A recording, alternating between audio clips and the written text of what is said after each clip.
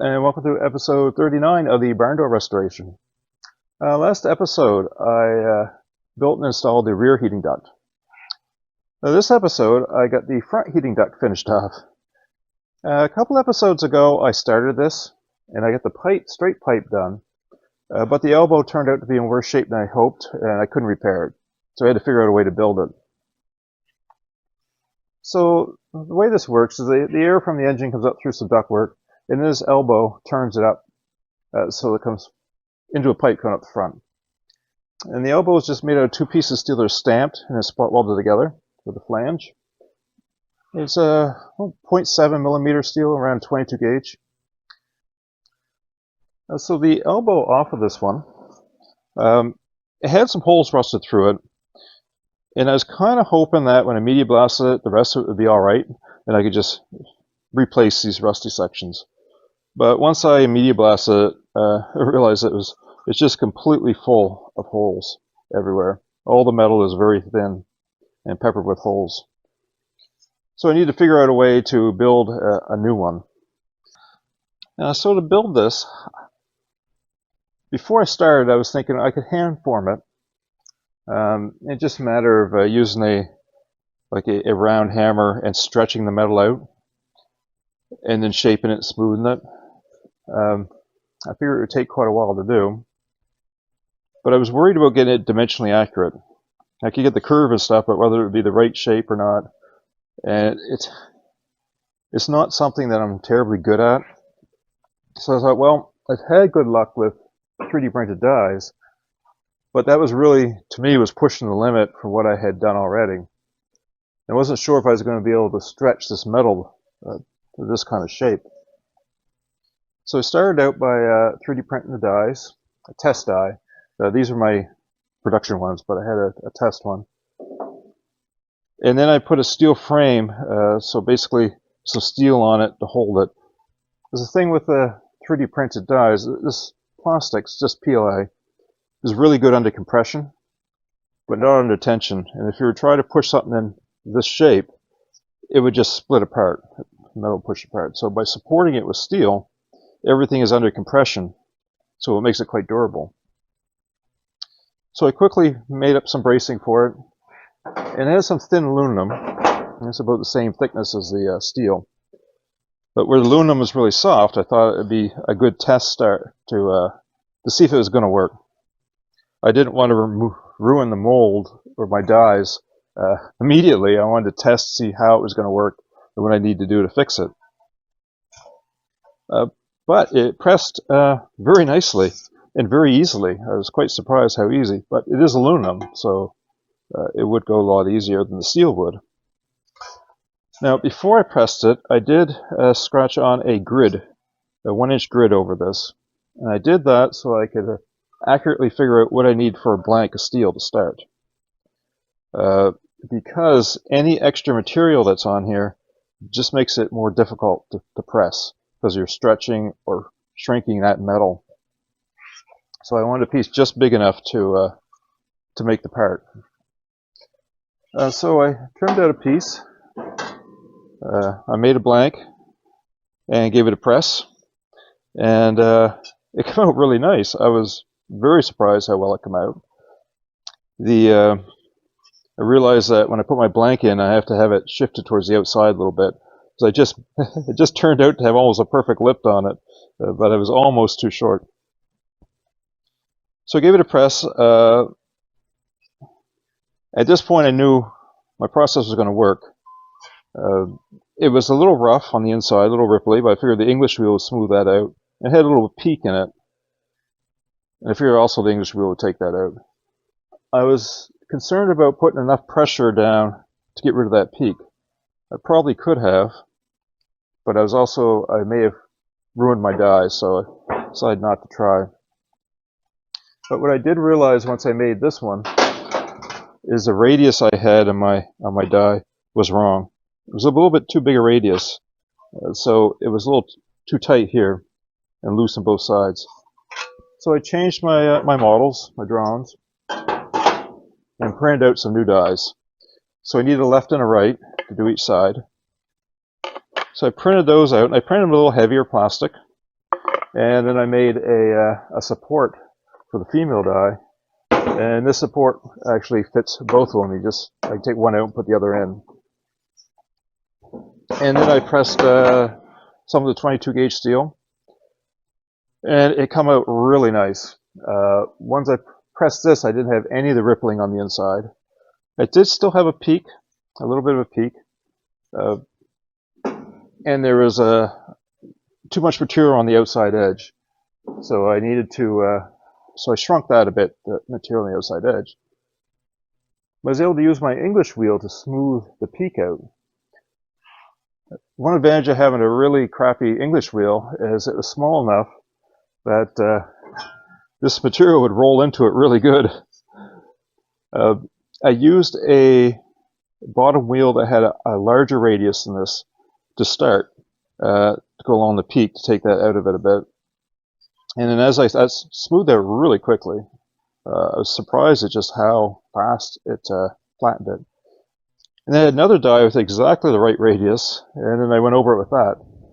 It did leave very small ridges, but when I sanded the metal, they sanded right out of it, sanded out quick. So they were so small you couldn't really feel them. So once I had shrunk the outer edge, run the English wheel over it, it did deform this a bit, flattened it out a bit. So I run it back through the dies, pressed it again, put it back in the right shape. And at that point, I trimmed the lips off. They're about 7 millimeters, the lips on there. So I trimmed them off. And to trim the ends, I actually just set the old elbow in and then marked how it needed to be trimmed. And trimmed the ends on it. Now, where this goes on, it turns 30 degrees from this pipe. So it goes like this. So when it tips, there is a lip on each side of here. One tips in, one tips out. Now that I just put on by hand. I just used a piece of pipe and then tapped it over and put those lips on. When the pieces are separate, it's pretty easy to do that. Put those on. Media blasted it because metal around here, if it's bare, rusts quick. So media blasted, threw some zinc on it, and then spot welded together. Spot welding it went really well. I just clamped it, lined up, and spot welded it. Now, after I realized this pipe here was a little too big to fit in my upright piece. Then I looked at the original, and I can see that the top edge is tipped in. It's tipped in all around. Now, it's pretty wobbly and full of dents, so I'm assuming they just took a hammer and beat it in. So I did that with this. I rolled the top in a bit so that the other pipe sits on top of it. And it is the same size as the original.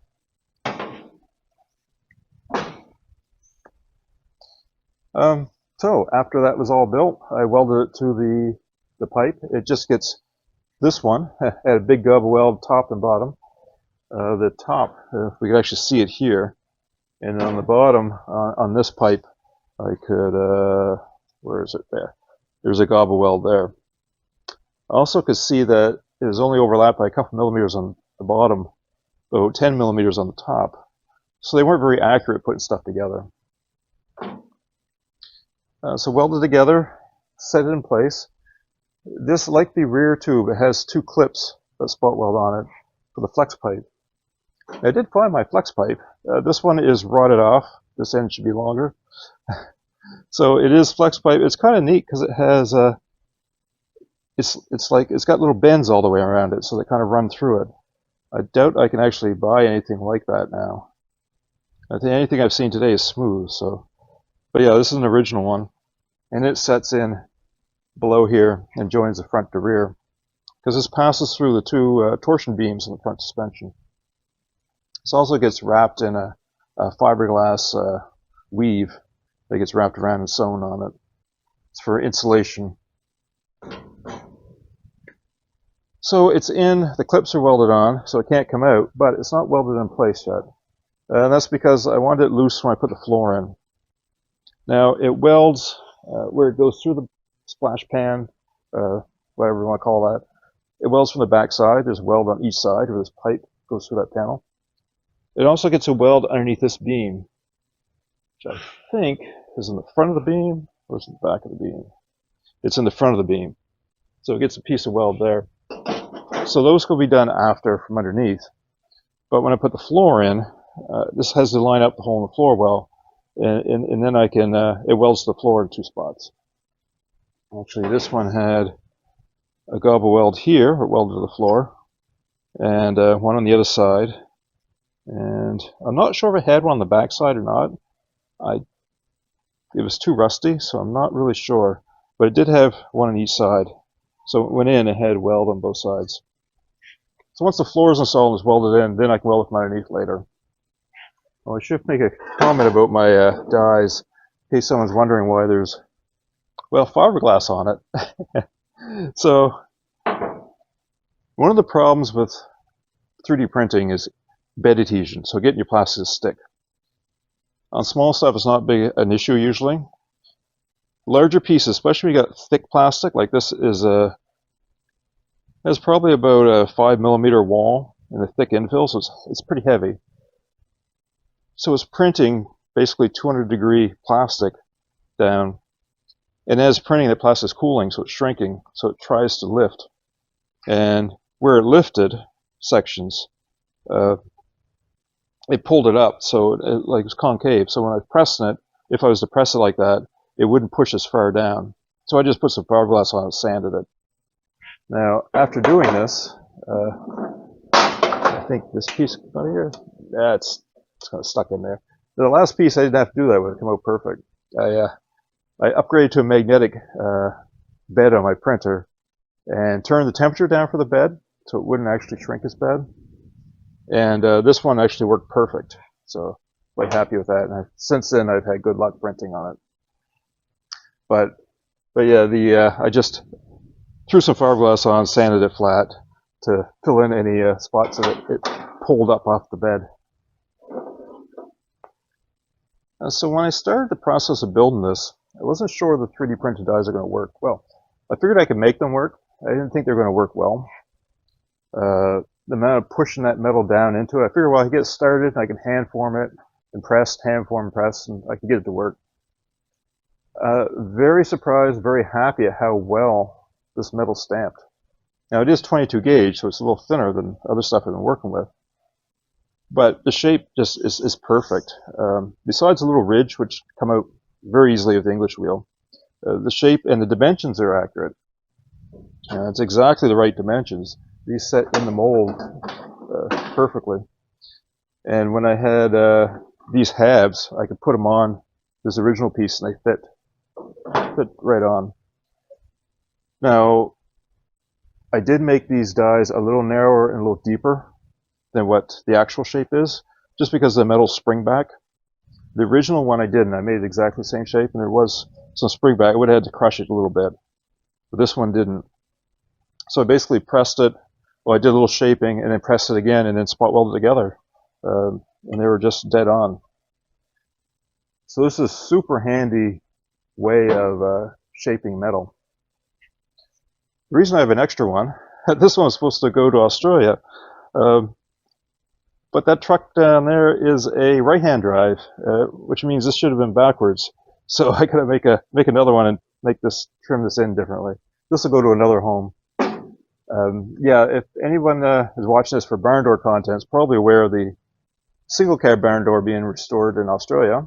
This is Demop Garage. I'll put a link in the description for it. So anyway, he's in need of one of these, and so I was going to supply him.